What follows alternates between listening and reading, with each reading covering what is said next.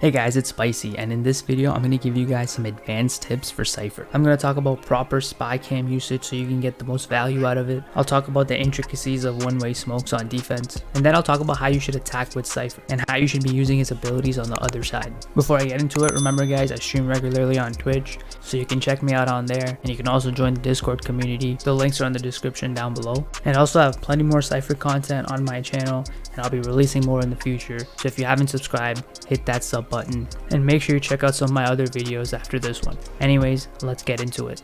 First tip I have for you guys is with the camera. One thing I want to say about the camera is that too many times I see people looking through the camera even after they see the enemy.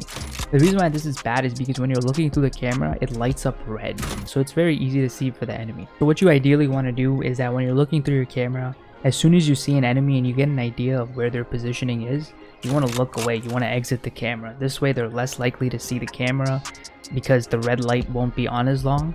Just look away before they even make eye contact with the camera, so the camera is less likely to be shot down. And this way your camera is going to stay up longer. And another thing on top of that is, again, I see a lot of people tagging as well. Like, I'm not going to say don't do it, but there's certain situations where it really doesn't help you. And all it's going to do is give the camera positioning away. For example, if you're looking through this camera and you see 3 or 4 people walk through here and you tag one of them, you got nothing accomplished. All you did is give your powerful camera position away. Someone's going to shoot it down. And also, if you see 3 or 4 people through the camera, one, it's going to show up on the minimap for everyone on your team to see. It's going to be a bunch of question marks on long B. And second, you can just call that out. As soon as you see 3 or 4 people walk through here, before they make eye contact with the camera, just look away. So that way it's less likely to be shot down. Retaking a point with a powerful camera positioning is a lot easier. So if you get pushed out of B into heaven because people are pushing through long B, it's a lot easier to retake the point if you can quickly take a peek through here, look at everyone's positioning, and then you can try to do a retake. But remember, if you're looking through a camera and there's enemies in that area, you want to look through it as if you're looking at the sun. You don't want to look too long, because the longer you look through it, the longer the red light stays on and the more likely someone is to see it. You want to just look, take a quick peek, get a quick snapshot of everyone's positioning, and then you want to try to do a retake or push it. Now the next thing I want to talk about is one-way smokes. Now obviously on my channel there's a bunch of one-way smoke videos, so you guys can check them out, but I just want to talk about some of the intricacies of one-way smokes. This one-way smoke on long B on split is probably the best one-way smoke in the game. There's many times where I've just sprayed and I've gotten 3 or 4 kills very easily. People have no idea what hit them. I'm just going to quickly show you guys this one-way smoke, and then I'm going to give you guys some tips about just one-way smokes in general in this game, especially in competitive. So this is the cage spot right over here. It's the best one. The camera spot, what you do is come on this box, jump, place it here. The reason why this is really good is because it gives you a one-way peek into this. You're going to be able to see their legs before they can see the camera. And again, as soon as you see their legs, you want to look away, right? One of the things I want to talk about is trap wires. The reason why when I do these smokes, I don't actually put trap wires on. The trap wires cost 200. The cyber cages are fairly cheap, they cost 100. Trap wires I try to save so that way I can invest in weapons instead. One of the reasons why I don't put trap wires is that what happens as soon as people see a trap wire, they just back out. With this one-way smoke, I want people to fully commit. I want people to come into this choke. So I don't actually put trap wires, I welcome them, right? And what I do is I stand here. Let's say right now the opponent is over here. I'm just seeing their legs. So I take a quick peek, I look away. I keep re-peeking through the camera and I wait for them to start pushing through this choke right over here. Once they start pushing through this choke, once they come over here, this is the perfect time to activate the one-way smoke, because the only way to escape is by going back. And my bullets are already going to slow them, so they're not going to be able to escape it. And what I do is I wait here. As soon as I start seeing them push through, I look away. I don't even tag them. I just activate this. I look and I can just literally spray. And the thing I want to say with one-way smokes is that if you do it once in a game, the enemies are going to be very weary of pushing that same point again. And they're going to try to counter it as well. And there's a couple different ways you can actually counter a one-way smoke. All they have to do is they have to put a smoke over here, or they have to put a smoke over here and take all your peeks away. Now with this one-way smoke on split, it's actually okay if they put smokes, because you can actually still get the one-way smoke from here, but most of the time people won't even come long B the next time. So you want to make sure you don't waste your money in anchoring this again. So one of the options you might have is to change your one-way smoke position. So on split, that's very easy to do, because you can just change it to this one-way smoke position right over here. You go with this, go right here, and you put this thing above there. That gives you your one-way smoke right over here. works really well. You just want to think of this throughout the game as the rounds go by. Look at it from the perspective of your enemy, right? If you one-way smoke long B and you just got a fat one-way smoke with 3 or 4 kills, the enemy's only really going to have 3 points that they're going to go back to. So you can actually just say, okay, I'm either going to defend long A, short A, or mid. And in this situation, what you can do, as I said, one-way smoke mid, and you can kind of play mind games with them like that. That way you kind of keep them guessing. Now, another thing I want to say is I always communicate my one-way smoke. If I'm one-way smoking heaven right here, I don't want my sage walling off mid. And another thing I like to do is if I'm one-way smoking a certain area, I always like to tell my teammates to force people into that area. So all I'm doing is I'm telling the person that's over here to make sure that they deny this area as hard as they can. So that way the enemy has to go up the stairs.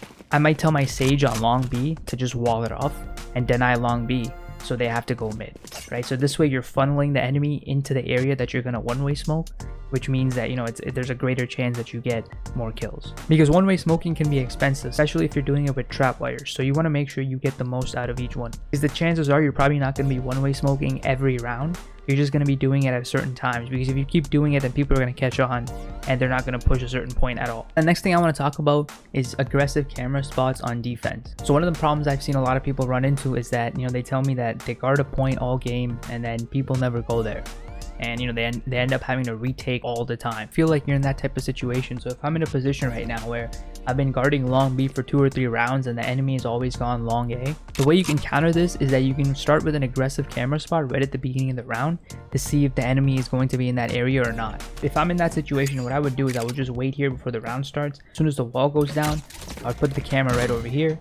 What it would do is that it lets me know if anyone's going to be pushing garage. And if I see no one in garage, I start making my rotation to long A this way.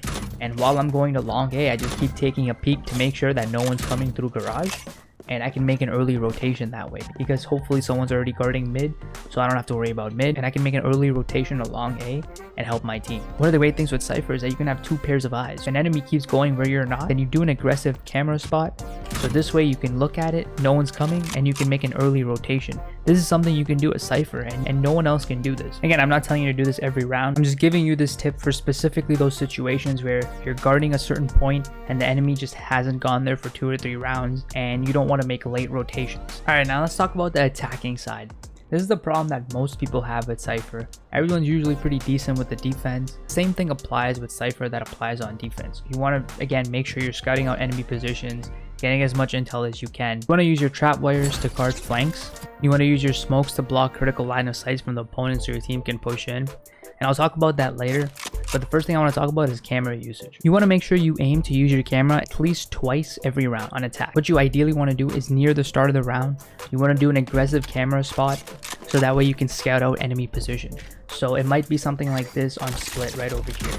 This right here lets you know what's on ramp, it lets you know what's on heaven, and it's probably going to get shot down, but it's okay because the camera cooldown is 45 seconds. Which means if my camera gets shot down right now, then by the time we clear ramp, go heaven, and plant bomb, that 45-second cooldown is gone, and I can use that camera again for a post-plant spot. So you want to make sure you're using your camera twice. Even if you don't know aggressive camera spots, you know, even if it's a dumb camera spot, like it's something that is 100% going to get shot down. For example, this one right over here. This one is going to get shot down 100% by anyone that's over here. But it still lets you scout out enemy position because it's going to be off cooldown by the time you've planted the bombs. Finally, when it comes to smokes, you want to use your cyber cages to block out critical line of sight so that your opponent can't see you while you're pushing in. I made 2 videos so far that give you gate cyber cage spots on Ascent and Vine. I'm going to link them in the description down below. So I'm going to show you an example here on split. So if I'm attacking mid from here, from the right side, I know that a lot of people love to peek from this doorway. So what I would do is I would just jump, throw this thing above it, and then what I would do is make sure that, you know, I clear this area right over here. And then once I've cleared this area and I want to move in, before I peek the doorway, I would just do this. This way it takes out that line of sight, and I can move up here, peek this, and I can move in, and that guy over there in the doorway just was rendered useless because he was blocked off by the smoke. And that's kind of what you want to do with the smokes. You can do the same thing on long B, for example. Once you've cleared this area and you've cleared this area and you want to move in, instead of having your sage waste the wall over here, you can just throw 2 cages, one like this, activate both of them, essentially makes a big sage wall, and you can push through over here like this. fairly simple one. Obviously people can still shoot you through the cages, but again, it's fairly tough to aim accurately, and you know, you'll be able to move in without being in their line of sight. Alright guys, thanks for watching this video. Hope those advanced tips help you win some games and rank up. If you like this video, make sure you leave a like. Remember guys, I have plenty more Cypher content on the way and already on this channel. So if you haven't subscribed, hit that sub button. And make sure you guys go check out the rest of my Cypher content, because it is as informative as this one and should help you win some more games. Also remember guys, I stream on Twitch Thursday, Saturday, 12 to 3. Drop by. The link is in the description down below. You can join the Discord channel. That link is also in the description down below. And thanks for watching this video. I'll see you guys next time.